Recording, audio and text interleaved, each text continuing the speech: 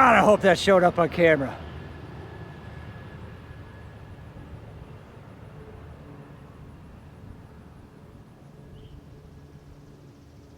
That is Kentucky Air National Guard out of Louisville.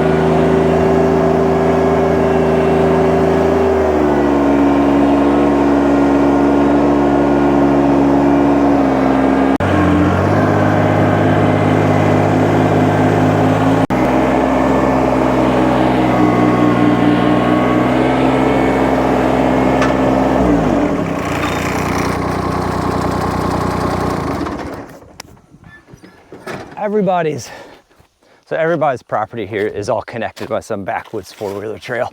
So I just took the, just brought the tractor down this morning with a pallet full of tools.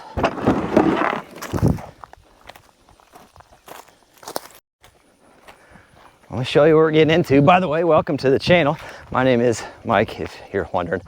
This is the beautiful Ohio River. There's a downbound barge coming right at us. We'll get that in a little bit. This is a continuation. That is all the drainage work we did up there, and it runs out to the highway. This is a continuation of that job, and he's got some trees he wants to go ahead and take down. We got these two here, and we'll explain what's going on here later. I actually went ahead and talked to the previous property owner, and he explained what was going on with those. We've got that one right there.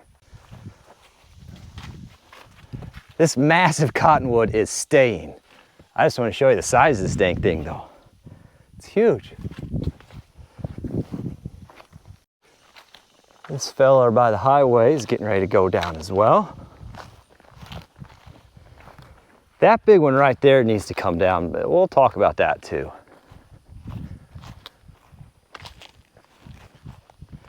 He's got a mark on this sycamore, and then a mark on this maple here as well, and then that one, and that one. We're going to do our best to get these down safely today. There is a power line that runs right there. There's also a highway.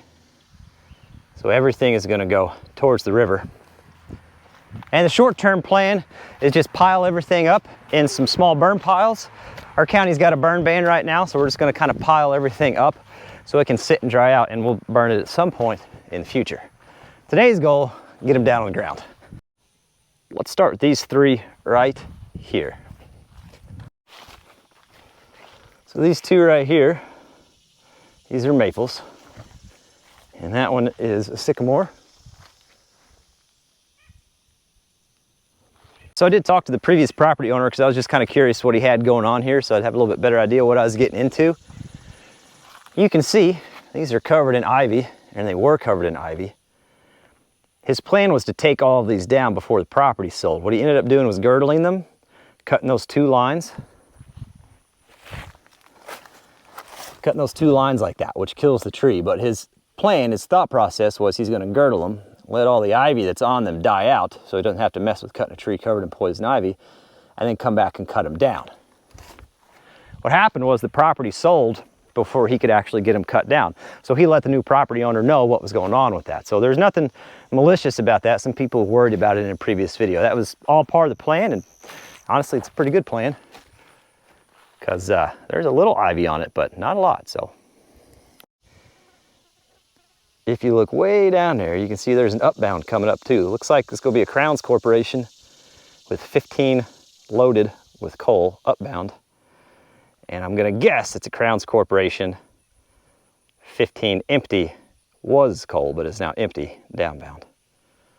That's my guess. I brought the 372 down. I brought the 55 down as well, just in case I get pinched or bound up, but we're gonna go with the 372 for today. Helmet.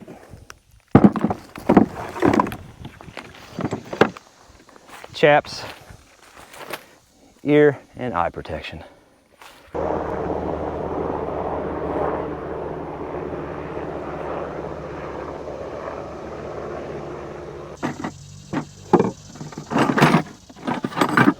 I just use an old gas can for my files and wedges and scrunches. These first three, they're all pretty healthy. They all have just a little bit of lean that way. We'll get these down on the ground, go get the 304, get these cleaned up. Some of the ones down there, there's no vines, there's nothing tying together. It looks pretty good.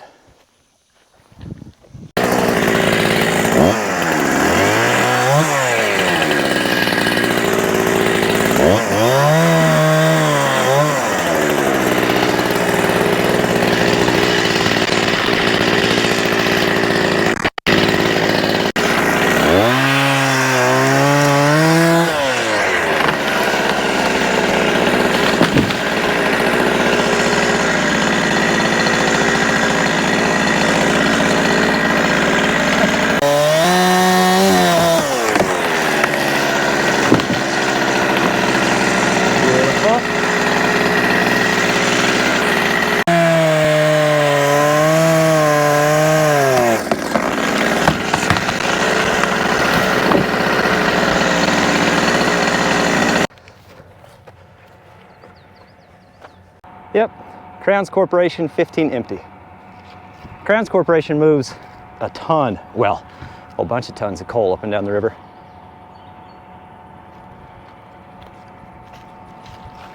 There's that upbound getting a little closer. Also Crowns Corporation. A little bit bigger towboat on the upbound though.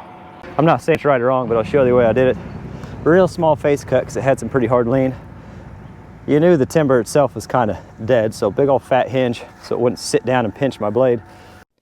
You can see here, even with that fat hinge, how much that tree sits down. That's after the plunge cut, or bore cut, whichever you want to call it. But even with a hinge that thick, when they have that much lean, they're going to try to sit down and pinch your saw. It's happened to me a couple times.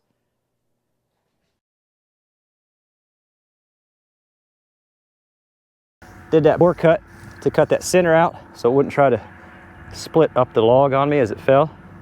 And then just came in from the backside until pretty much till I met the bore cut, and then it just pulled itself over. Same thing on this one.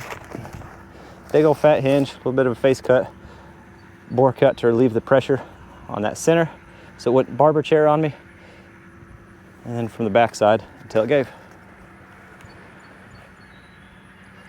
Seriously though, I'm not a professional, so don't take anything I say as advice, and definitely don't be like, you know what? I'll do it like that on my property, because I'm not making you any promises. You want to watch somebody knows what they're doing, you watch Nuts 319. He's a hand cutter in Pennsylvania. You watch Buck and Billy Ray, or you watch Logger Wade. Those are guys that know what the heck they're doing. They do it for a living. I'm just here for your entertainment. On this sycamore though, as soon as I plunged in, I felt nothing. It just kind of went into nothing, so I knew it was dead. And I just came in from the backside.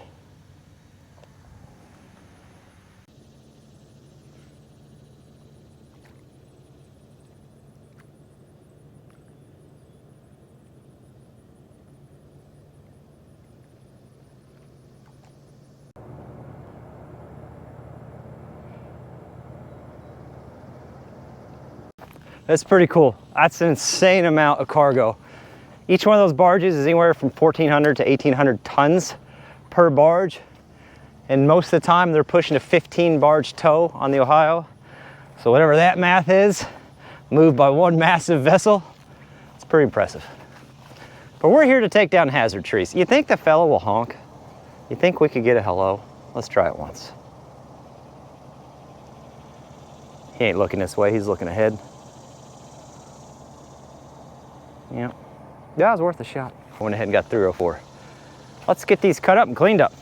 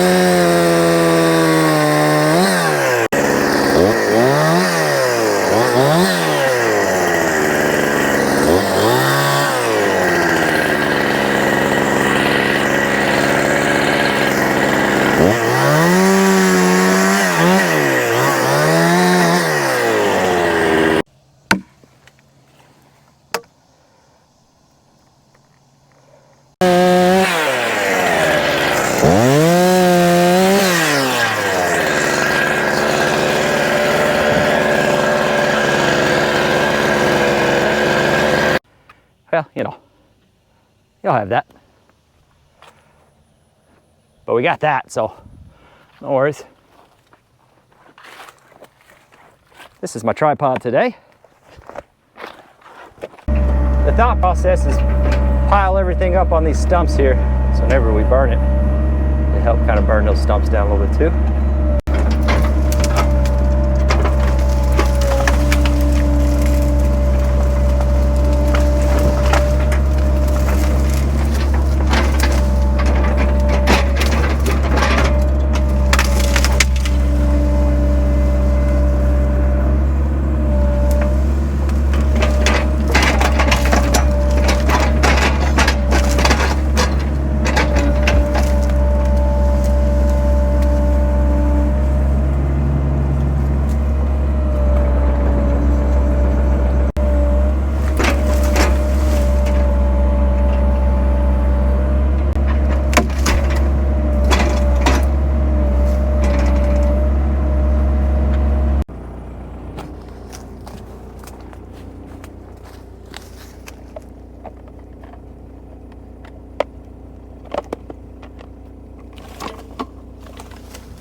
Beautiful.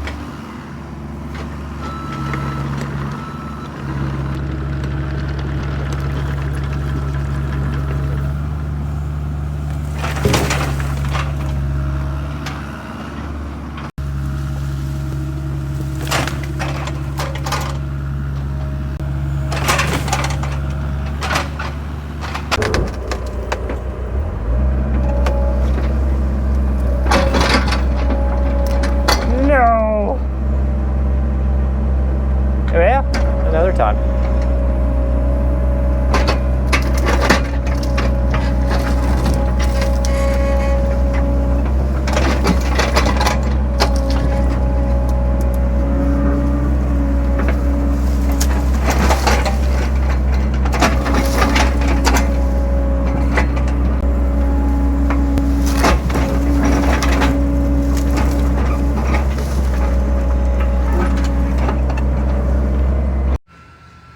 You can see the machine over there for reference.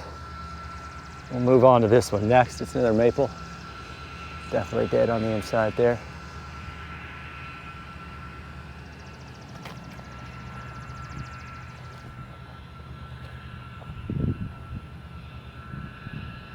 And it's got just enough that way.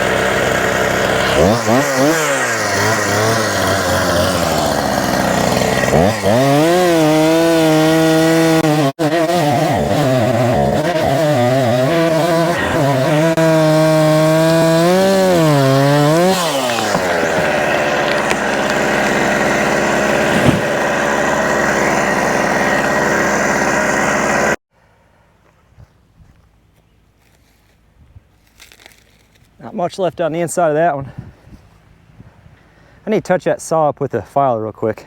Came around the backside, kind of came down just a little bit, but it worked out fine. My biggest concern was hitting the dock. I have to that there's much of a dock left, but we did miss it. We'll just touch that up with a file real quick, but I want to show you one of the issues with cutting these trees along the river. So I don't know if you can see this or not, but where it's kind of ripply right here, that's the current coming out of this creek. And then where it's kind of ripply out there in the middle, that's the current coming out. Where it's smooth like that, it's pretty shallow through there.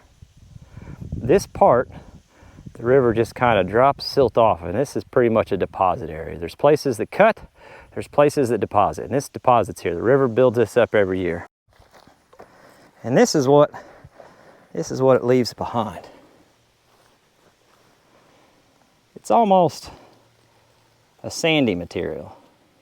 I wouldn't quite call it a beach, but it's a sandy material. Now every year the river, you can see where that riprap is at. It's there for a reason. The river will get up that high every year. Some years even higher. But what that means is all that river silt comes in and it fills in on these trees. Gets tucked in behind the bark, just kind of becomes a part of the tree, and all the trees are coated in it. So as we cut these, the lower sections where we're cutting them off, it's like you're cutting through a sandy wood. I don't know how to explain it better than that, but it takes a toll on a chain pretty quick.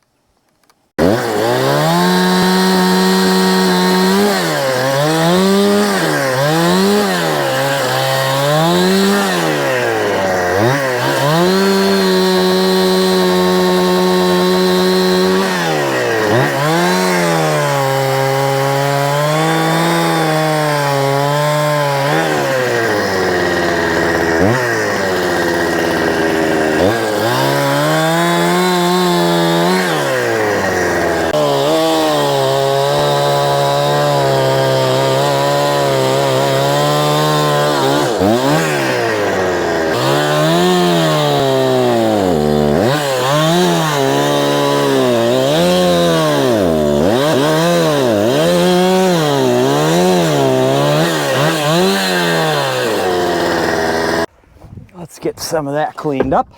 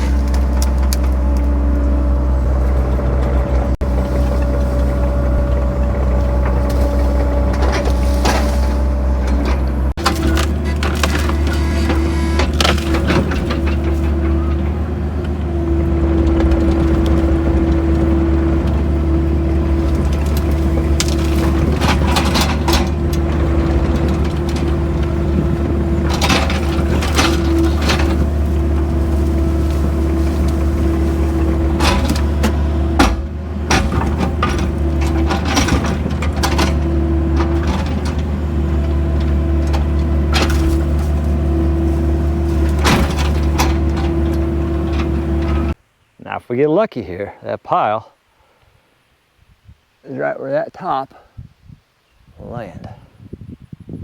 Let's see how this goes. Let's take a closer look at this one.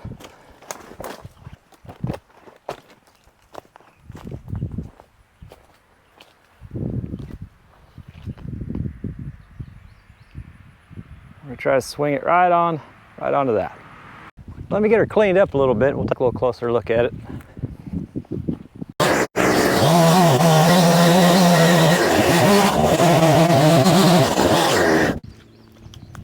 Yeah. I'll set you guys up down here, I think.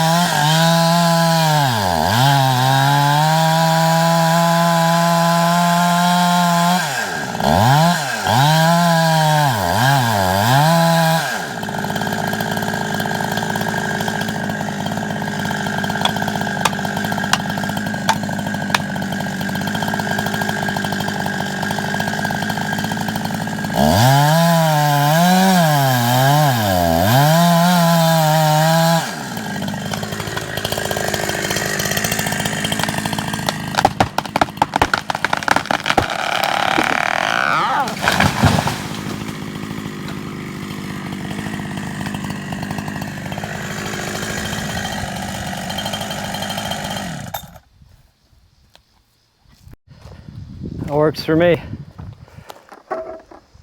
Pretty fat hinge, but I mean, we're fine. I'm not too worried about it. It's not like I'm worried about fiber pull. We're not milling anything for timber here. I mean, it's not a bad log though. Missed the railing, right on the pile over there. I'll take it.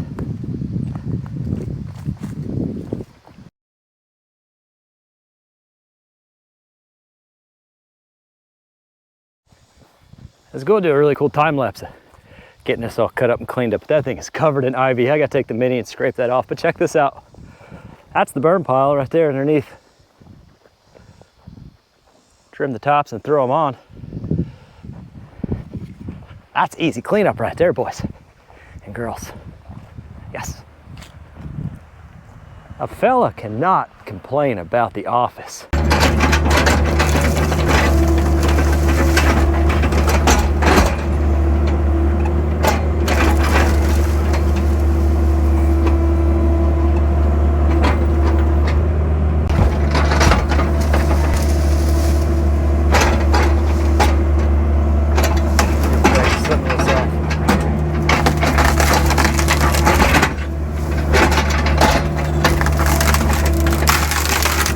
Oh.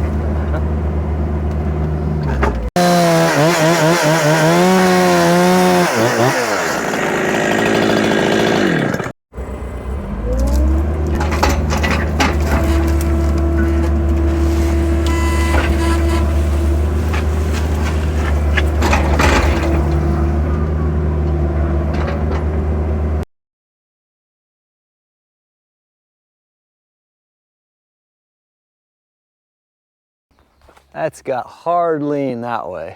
It's a sycamore tree. But I might be able to swing it just enough to where I can kind of sit between that one and just spin it right around onto the pile. Save a little time on the cleanup. We'll certainly give her a go. You can see her there.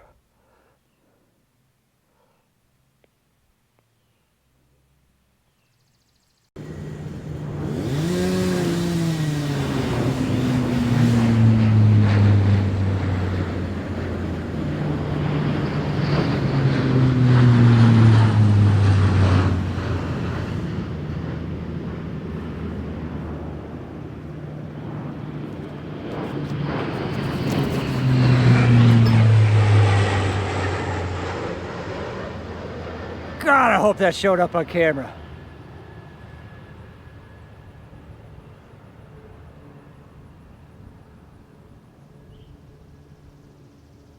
That is Kentucky Air National Guard out of Louisville.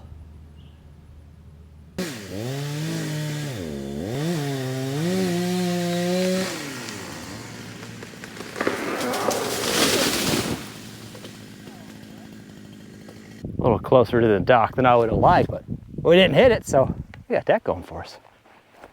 That's not too far from the pile. I did the same thing I did on those other ones that were leaning real bad. Real kind of small face cut, bore cut in, super fat hinge so it wouldn't sit down and smash my saw, and then came in until it released itself.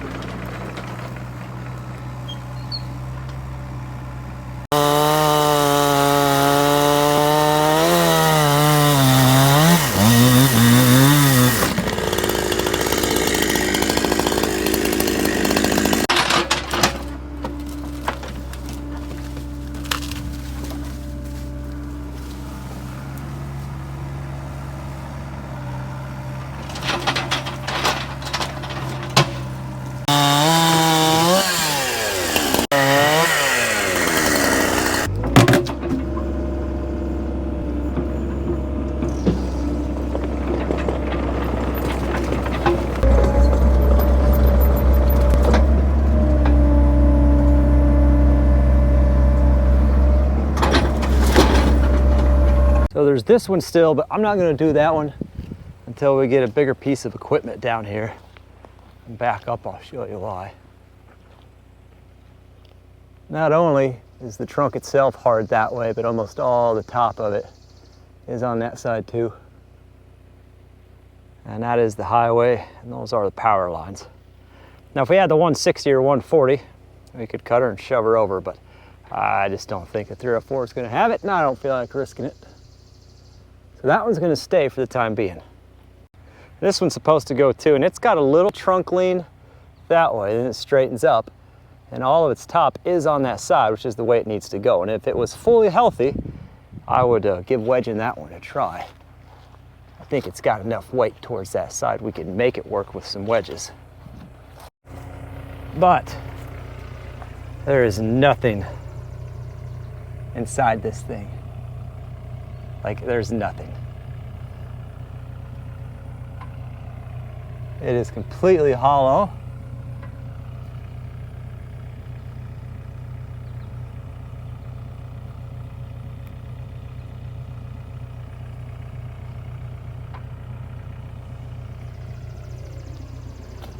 There's not enough of anything to try to wedge any of that. And honestly, I told Mike, I said, I think that one needs to come from the top down, rent a lift and start the top and work our way down.